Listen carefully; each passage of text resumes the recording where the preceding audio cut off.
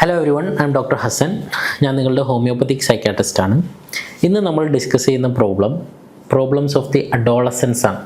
അതായത് 10-നും 19-നും അല്ലെങ്കിൽ 20-നും ഇടയിലുള്ള പ്രായക്കാരുടെ പ്രശ്നങ്ങൾ, ആൺ പെൺ പ്രശ്നങ്ങൾ. അപ്പോൾ ഇതിൻ്റെ അകത്ത് ഈ ഒരു ഏജ് ഗ്രൂപ്പ് എന്ന് പറയുന്നത് നമ്മളിതിൽ മനസ്സിലാക്കാൻ ഒരിത്തിരി കാര്യങ്ങളുണ്ട്. ഈ കാര്യങ്ങൾ മനസ്സിലാക്കി കഴിഞ്ഞാൽ നമുക്ക് ബെറ്ററായിട്ട് ഇവരോട് സംവദിക്കാൻ കഴിയും. അല്ലെങ്കിൽ നിങ്ങൾ 10-നും 20-നും ഇടയിൽ പ്രായമുള്ള ഒരാളാണെങ്കിൽ നിങ്ങൾക്ക് നിങ്ങളെ തന്നെ ബെറ്ററായിട്ട് മനസ്സിലാക്കാൻ കഴിയും.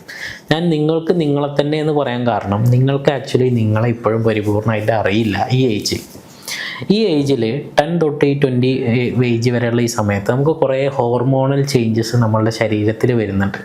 അതിൻ്റെ ഭാഗമായിട്ട് സ്ത്രീകൾ ഋതുമതികളാകും. അത് നമ്മൾ മെനാർക്കെ എന്ന് വിളിക്കും. അതുപോലെ തന്നെ ആണുങ്ങൾക്കാണെങ്കിൽ പൊടിമീശ വരാൻ തുടങ്ങും. കക്ഷങ്ങളിലും ഗുഹ്യസ്ഥാനങ്ങളിലൊക്കെ രോമങ്ങൾ വരാൻ തുടങ്ങും. സ്ത്രീകളിലും അങ്ങനെ സംഭവിക്കും.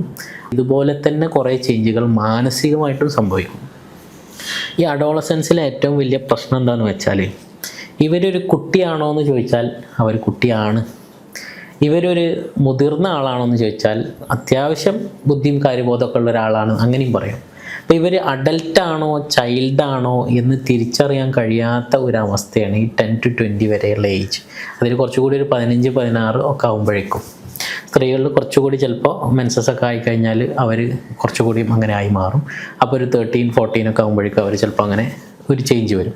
അപ്പോൾ ഇവർക്ക് ഇവരുടെ ഐഡൻറ്റിറ്റി പ്രോബ്ലം വരും. അതായത് ഇവർ കുട്ടികളുടെ കൂട്ടത്തിൽ നിൽക്കണോ അതോ മുതിർന്ന ആളുകളുടെ കൂട്ടത്തിൽ നിൽക്കണോ? ഒരു കല്യാണത്തിന് പോയാൽ ഞാനിപ്പോൾ കുട്ടികളുടെ ഒപ്പം ടൈം സ്പെൻഡ് ചെയ്യണോ അതോ ഞാൻ മുതിർന്ന ആളുകളുടെ കൂടെ ടൈം സ്പെൻഡ് ചെയ്യണോ? അപ്പോൾ ഈ ഏജിലുള്ള ആളുകൾക്ക് പല ഇൻട്രസ്റ്റുകളായിരിക്കും. ചിലർക്ക് കുട്ടികളുടെ കൂടെ കളിക്കാനായിരിക്കും ഇൻട്രസ്റ്റ്. അവർക്ക് വേണ്ടത്ര അവരുടെ ഏജിനനുസരിച്ച് ചിലപ്പോൾ അവർക്ക് മെച്യൂരിറ്റി എത്തിയിട്ടുണ്ടാവില്ല. അതൊരു നോർമൽ പാറ്റേൺ. അപ്പോൾ ചിലർക്ക് അത് 14 എത്തിയാൽ ചിലർക്ക് 15 എത്തുള്ളൂ, ചിലർക്ക് 16 ആവുള്ളൂ. അതിലൊന്നും കുഴപ്പമില്ല.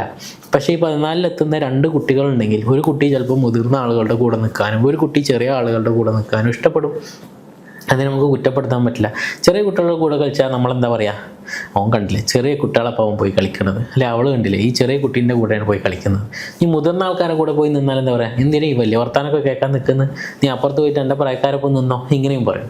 അപ്പോൾ ഈ ഒരു ഏജിൽ ഇവർക്ക് ഈ ഐഡൻറ്റിറ്റി പ്രോബ്ലം ഭയങ്കര ഇമ്പോർട്ടൻ്റ് ആണ്. അപ്പോൾ നമുക്ക് കൂടെയുള്ള നമ്മളും കൂടി അത് മനസ്സിലാക്കുകയാണെങ്കിൽ നമുക്ക് ഇവരെ ബെറ്ററായിട്ട് കൂടെ പിടിക്കാൻ സാധിക്കും.